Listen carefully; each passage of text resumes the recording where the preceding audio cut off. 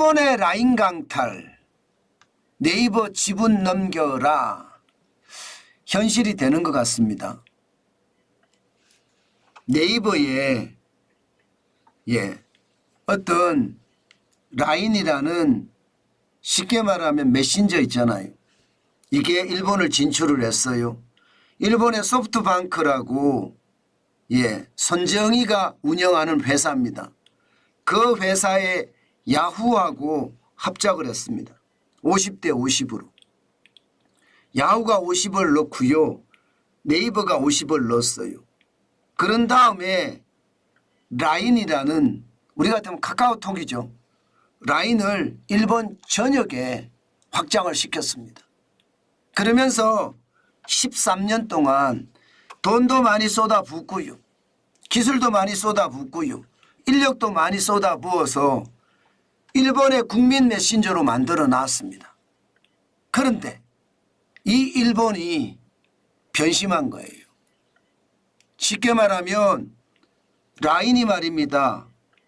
이게 개인정보 노출이 51만 건이 터지고 나니까 갑자기 돌변을 해서요. 일본 총무성이 이거 라인 지분 넘겨라, 일본으로. 한국은 여기서 나가라. 이런 식의 이야기가 나오기 시작을 했거든요. 그에 대한 화답으로 라인 야후 사장이 말입니다. 쉽게 말하면 발표를 했어요. 핵심 내용을. 뭐라고 했느냐. 이데자와 다케시 라인 야후 사장은요. 대주주인 네이버에 자본 변경을 강하게 요구하고 있다.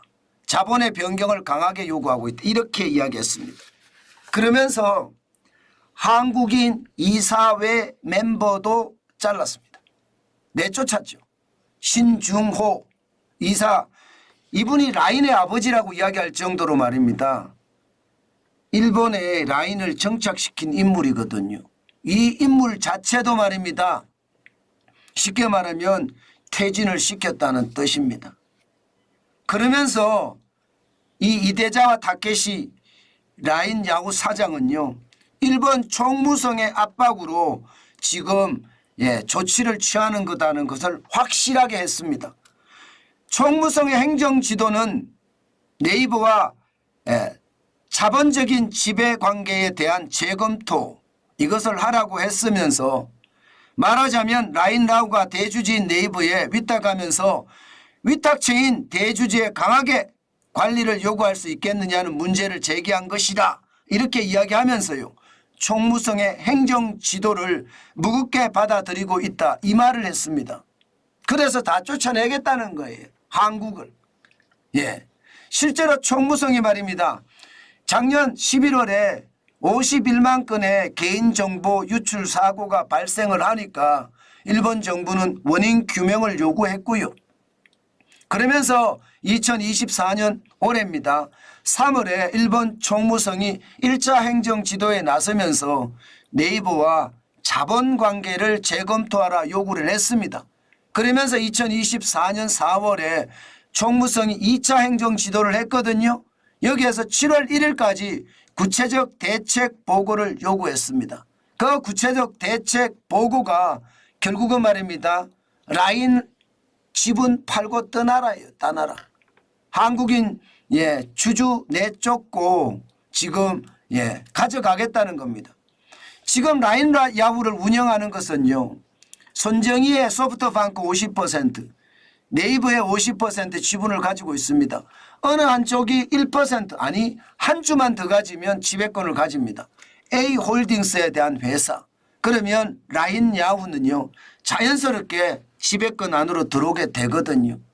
저는 이것을 보면서요. 결국 일본은 못 믿을 나라구나 이런 생각을 하게 되는 것 같아요. 아니 그러지 않을 수도 또 있기는 해요. 이게 말입니다. 마치 소프트뱅크가 장난한 듯한 그런 느낌도 좀 들거든요. 그러니까 일본의 총무성과 소프트뱅크의 어떤 합작품이다 이런 생각도 진짜 많이 듭니다. 야, 13년 동안 네이버는요, 기술도 투자하고요, 자금도 투자하고요, 사람도 투자해서 일본의 국민 메신저를 만들어 놨더니 너네들 이제 나가. 토사구팽시켰다는 이야기가 되는 건가요? 참 안타깝네요. 예. 아니 일본은 우리가 우방이라고 생각하는 나라잖아요. 그런데 우방이라고 생각하는 나라가 우방은 큰형 말입니다. 오히려 예. 공들여서 키워 놓으니까 쫓아내는 그런 사태가 발생됐다. 저는 그렇게 생각을 합니다.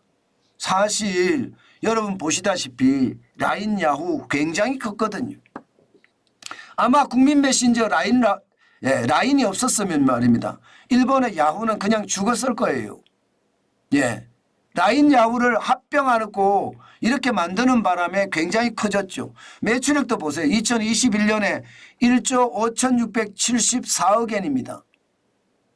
그리고 2023년에는 1조 8,146억 엔이고요. 우리 돈으로 하면 매출액이 15조 9,273억 원이나 됩니다. 2년 사이에도 지금 15.8%가 성장을 했거든요. 2,472억 원이 늘어났으니까요. 계속 성장 산업이라는 뜻이에요. 앞으로도 더 성장 산업이 될 수 있다는 뜻입니다. 그런데 예, 지금 뭐 꼬투리를 하나 잡아서 개인정보 유출이라는 꼬투리를 하나 잡아서 너네 이제 나가 하고 쫓아낸다는 것을 보면 결국 말입니다. 참 믿을 사람 뭐 아무도 없는 것은 사실인데 일본이 저렇게까지 하니까 더 믿을 수 없는 나라가 자꾸 돼가는 것 같아요. 우방이라면 서로가 서로에게 배려의 차원이 있어야 되는데 사실 요즘 일본을 보면요. 전혀 배려의 차원이 없습니다. 폐쇄적이에요. 자기들은 자기들 멋대로예요.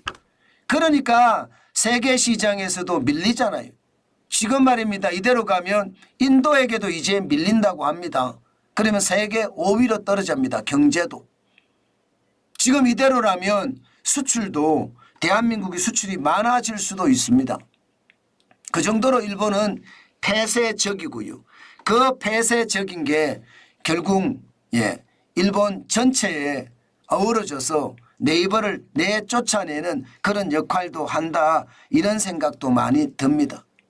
저는 정부의 노력이 참 절실하다고 생각을 합니다.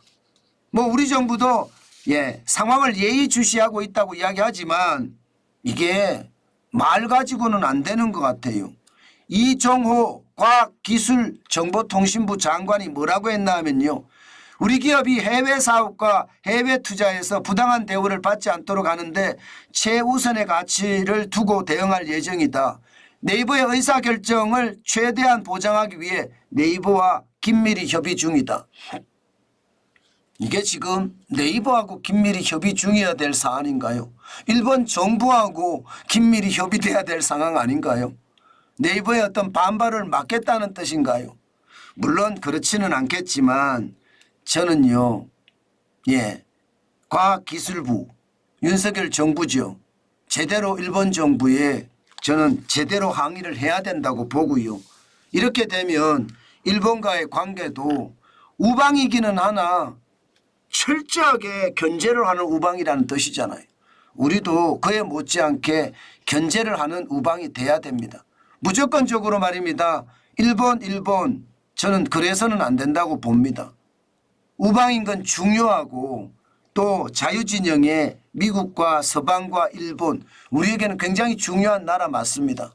그렇지만 말하지 못하고 그냥 바보처럼 쫓겨나는 그런 최악의 상황은 안 당해야 되지 않을까요?